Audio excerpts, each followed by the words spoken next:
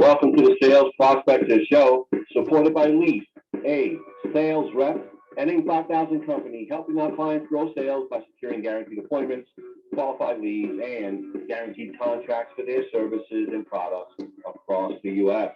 I'm your host, Gil Pagan. You can find us on all social media channels and at leafasalesrep.com. Thank you for listening in. It's going to be a great one today.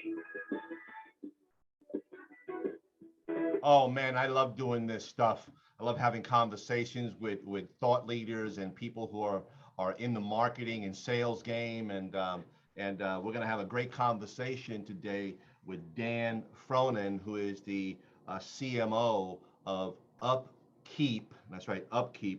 From what I understand, it's a software platform that tracks and manages facilities and equipment and maintenance and a whole bunch of things. We're going to get into that with Dan, and he can kind of clarify for me and for us what I just said. Dan, welcome to the show. Thanks, Gil. Good to be here. Yeah, looking forward to chatting with you, man. And how did I get that right? You know that you guys are kind of a software platform that tracks and manages equipment and maintenance and things of that nature. Did I get that right? You sure did. I mean, the whole premise of what we do is really get the technology into the hands of the frontline worker with their mobile device. And then, the key to managing any kind of equipment or facility is to make sure that you have the data from your frontline workers in the system in the first place. So we really connect that life cycle. That's great, man. And we're going to get into that in some of the nuts and bolts of that in a second. But tell us a little bit about you and how you landed in the CMO game, if you will, and how you landed at UpKeep, a little bit of background about you, and then we'll jump into the actual software platform, what it does. Sure. So pretty much at this point, been a career marketer. Started my marketing career in music publishing on the consumer side. I started working for the VP of sales at that company and really started to really understand how to connect consumer and B2B marketing together. As I was at that company, I discovered technology as I was upgrading and kind of modernizing our tech stack approach, and found myself in tech. And how I landed at UpKeep is a few years back, I worked for a company called Schedule-O, which was and still is really on the forefront of mobile workforce management. And, when UpKeep approached me, they were in a similar space, but much more on the asset intensive industry side, and really solving something that's near and dear to my heart, which is, getting the most underserved part of the workforce from a technology standpoint into technology that helps them to do their jobs better, and ultimately helps their businesses to, do their jobs better. Wow, I see the connection between your prior background with the mobile workforce. And when I think of mobile workforces just in general, and obviously now you're doing stuff with UpKeep, I kind of connect that with my historical background of nurses, therapists, home care, all these people that go into people's houses and doing stuff, and they're mobile. But also that you got the HVAC guys, the plumbing, those guys are also mobile, right? And I know you kind of more on that equipment side kind of now of the house, if you will, and with UpKeep. So sounds like you've been in the marketing game for a bit, and have seen probably a lot of shifts and changes in the marketing space, right? For sure. The last few years, how we gone from typical lead gen mechanisms to tech stacks to email campaigns, going to now hitting social media more, and it's just interesting how things have changed. I have a gray hair here, so I probably have a little bit longer story, but of how this has changed. But we want to get into UpKeep. And when we had our pre-call conversation about some of the way that software platform works, and I like to make things real simple for our audience, and just to understand how it works. And I use an example, say, of a hospital, for example, that has a lot of equipment, and let's say a manufacturing plant that has a lot of equipment that is at different life cycles, right? So give us an example, let's say in healthcare, of how, or manufacturing, or another use case that you have that kind of makes it easy for people to understand what UpKeep does for the employee, the worker, staff, that kind of thing? Yeah, I mean, so, a quick example in healthcare is think about a dialysis machine or a dialysis center, right? Good And example, yeah. think about those machines and the fact that they need to be serviced on a regular preventative maintenance schedule. So really what our platform allows is for you to put that asset into UpKeep. So that's the asset management piece. You're then able to put in what the preventative maintenance schedule looks like, any kind of meters so that you can monitor the performance of that machine, and then any kind of like, most useful life data as well as warranties, so that when you're servicing that machine, when it comes up for either warranty sort of issues or regular maintenance, or maybe the meter is telling you that it needs some sort of maintenance, it gets that back to your frontline tech via their mobile device, so that they know when and where and how to do their job, so that you're maintaining that equipment in a proactive versus a reactive way. Yeah, and dialysis, our dialysis is like the people who use dialysis, the one they have kidney machines. Exactly. And their their kidneys are failing, so they use the machine to clean up their kidneys. Basically, it's their kidneys functioning as. Exactly. So yeah, that said, so the dialysis machine is a good example. So you have a maintenance schedule that needs to be uploaded, I'm assuming somehow, into UpKeep. I don't know how that happened. You may want to talk a little bit about that. And then it has all the bells that will come up in the system saying, well, it's March 1st, and the filter needs to be changed, and this needs to be replaced on April 2nd. So how does that stuff get into UpKeep, and how does it notify people that stuff needs to get done? Yeah, so basically through our through our setup process, you either you can mass upload all of your assets, as well as like different dependable sort of variable pieces to the equipment, or you can set it up manually. And really what you're doing is, like, let's say you have a dialysis machine based in like Raleigh, North Carolina at XYZ location. You set up that asset, and then within that asset, you start to put in its maintenance schedule, its useful life, any kind of meters, work order triggers, that sort of thing. And then what happens is those work orders will actually trigger to any kind of tech that you've assigned to that location that may be able to service that device, so that when a work order does come up, let's say a reoccurring work order is every week you have to go in and change a filter on it. That is a regular reoccurring preventative maintenance sort of thing that would then ping me on my phone on Wednesday at 9 a.m. because I need to be there by 9:30 to change it out or something like that. So it really, through data, connects all the dots. Sorry to interrupt. So I may do that every once in a while. I apologize. So that comes to the tech. Tech has to do the work. Is there a supervisory mechanism there where the supervisor, head of engineering, let's say of a hospital that's responsible for all this equipment, is getting notified that Joe needs to do this, and that's on his schedule? Is that something that the platform does? Yep, it does that as well. And then it could even be to the level where Joe has to get that signed off on by the managing engineer in the building before he can say that the job's done. Gotcha. So when how do you upload, I think, that information? Is it uploaded into the system, like when you onboard a client, again, using, let's say, a clinic or a hospital example with an HVAC systems, all this stuff that has to be managed, medical equipment, all that, how did that get into the system?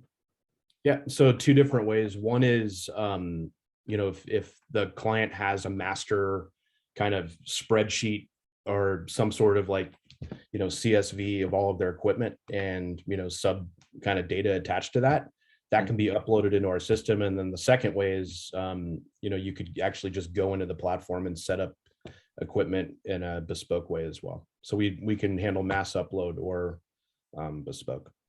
No, that's good. That's good. That's good to know, because I know that a lot of these facilities on the healthcare side are still doing stuff on spreadsheets. Yep. And because they don't really have, some of them have some kind of management equipment solution, something. I don't know, you probably know more of what those are kind of in the marketplace, but a lot of them are still doing stuff on Excel. Very similar to I see it as a lot of some salespeople, organizations doing stuff on Excel and not putting it into the CRM.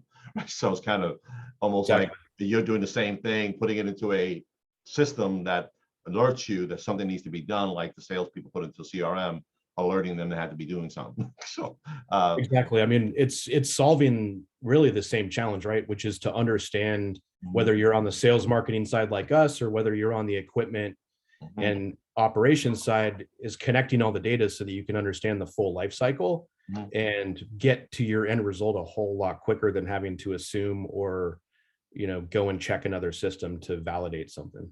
Yeah, the company looks like been around since maybe 2017, from what I could gather, and got about about 200 employees, and I saw something about $50 million in VC money.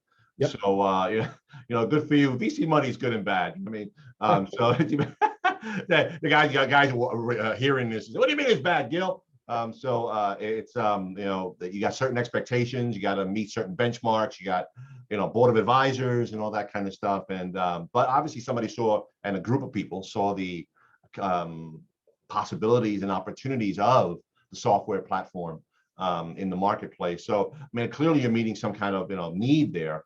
Are you when you're looking at your client base or people that you'd like to serve, and the ones that really could benefit from your offering, your platform, who is that? I mean, just in general, like industry verticals or ones that have certain equipment, or give us a little insight to that.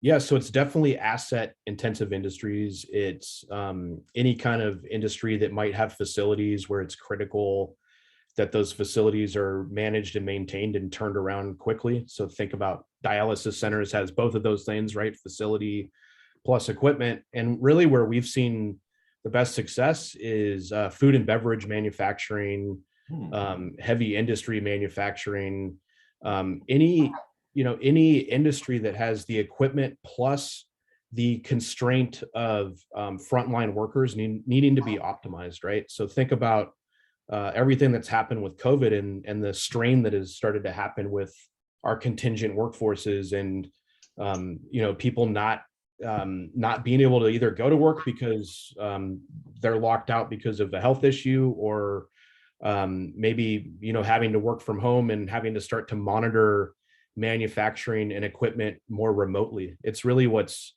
given rise to our sort of products is remote condition monitoring. So sensors telling you when something might need to be serviced, or just more data being collected. I mean, there's so many instances of large manufacturers who might have a 6 to 8 week backlog on work orders for equipment, and they may have their their manufacturing techs standing at a kiosk for an hour or two a day inputting data versus just capturing it in real time. So really what we've done is solve that problem on both sides.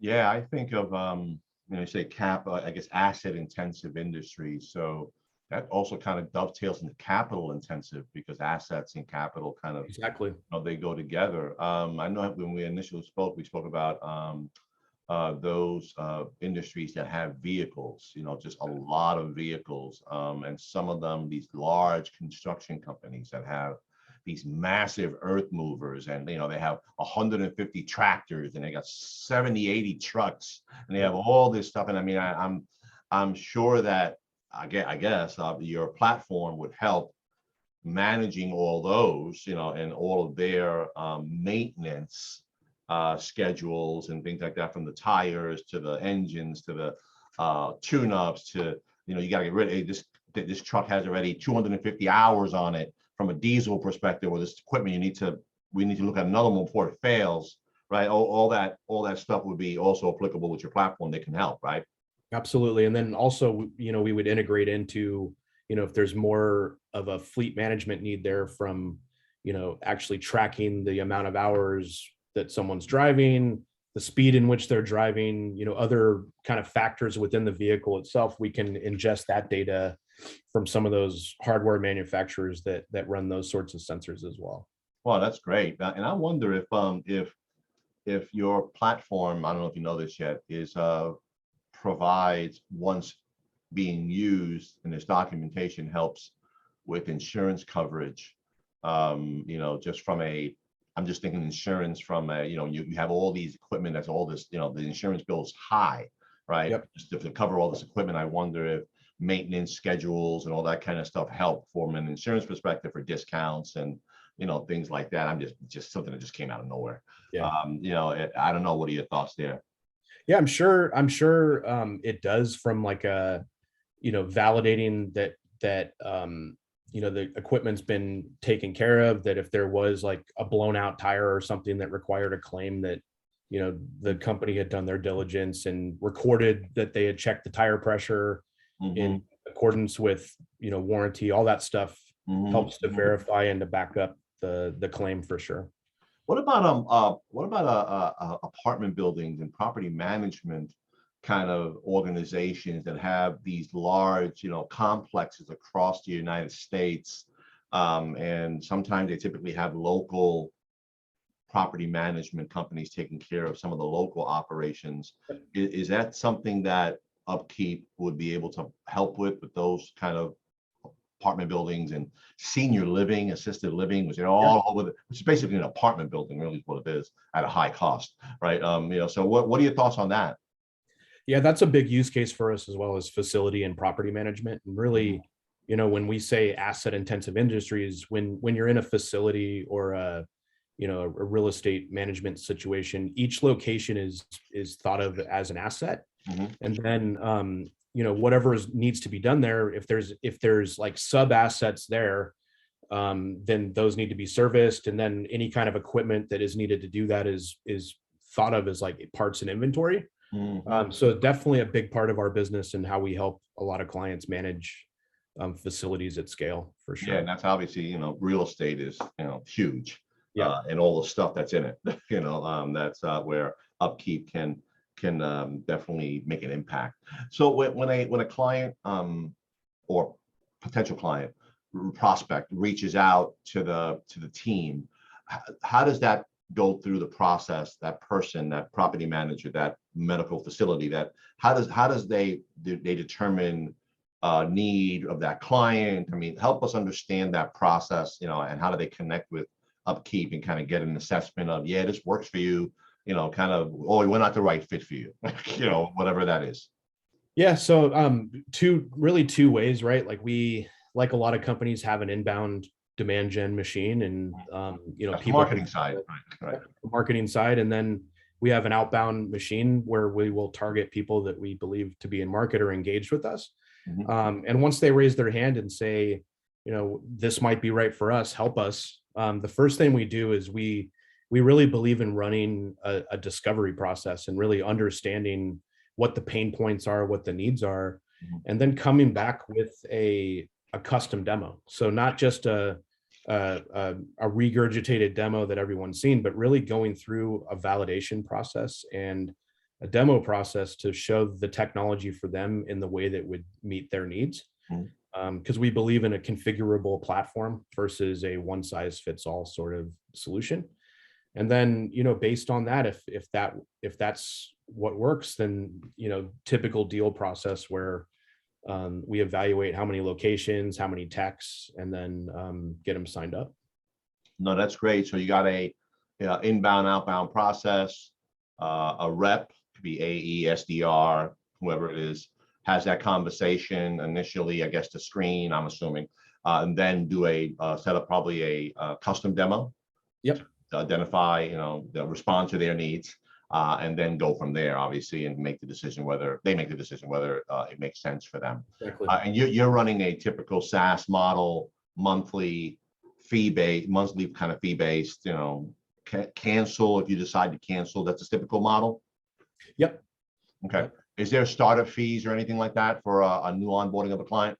It really depends on the size of the business. I mean, if it's a massive company that's doing deep integrations with other systems, then yeah, there's definitely setup. But for a typical customer, it really depends, but it's pretty minimal.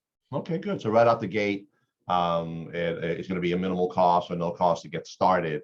And then obviously you got your team that'll help them on board and run out their services that you offer to the actual client. So what I'm getting is that the key here, and for the audience, we're talking to Dan Frohnen, the CMO of UpKeep, a software platform that tracks and manages equipment and a lot of different things in different industries. That what I'm catching here is that the platform is good for asset intensive industries, and that could be anything from, again, hospitals to apartment buildings, could be manufacturing, real estate, property managers across the country that need to manage a lot of different moving parts of equipment, and just track maintenance and things like that before things break down.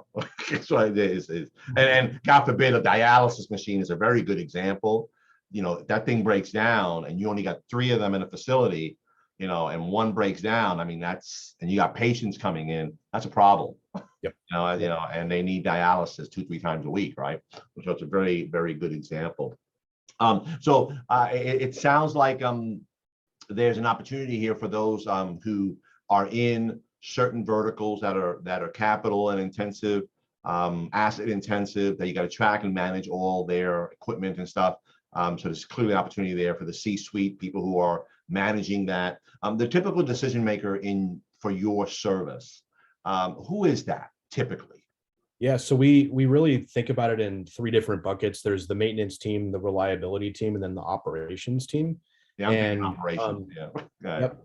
So it depends on how you land. So I'm sure you're familiar with the land and then expand sort of model, right? Mm. So it's not uncommon for a maintenance manager to come in and have a need within a facility, to bring their reliability team in and for them to solve the problem in a facility. It's also not uncommon for like an operations manager to come in and then bring their maintenance and reliability teams in from multiple locations because they're trying to solve it corporate wide.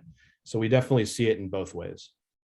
Oh, that's good. Okay. Now, yeah, and that's fine, because I'm thinking that if someone's going to invest in this platform and the time involved to get it up and all this data in, that it's got to be some kind of operational person and finance kind of well, I don't want to buy another piece of, but if I got to buy another $200,000 piece of equipment, I'm going to scream.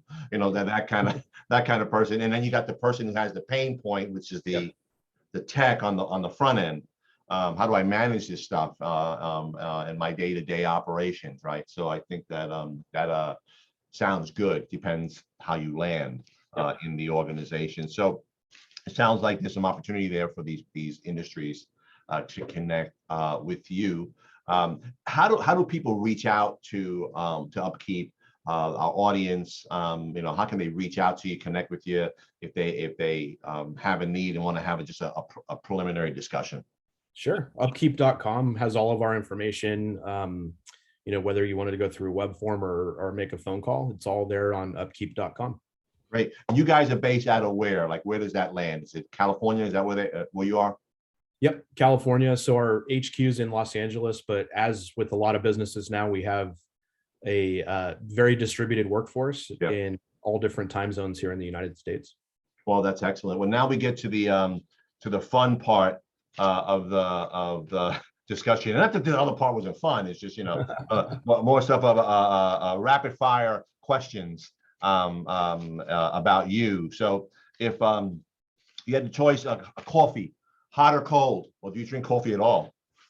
I've had 3 shots of espresso today, and it's hot during the winter and it's iced coffee during the summer. I got you. Based on the temperature outside, then. Gotcha. Pizza? Oh yeah. Okay. Hot dogs? Oh yeah.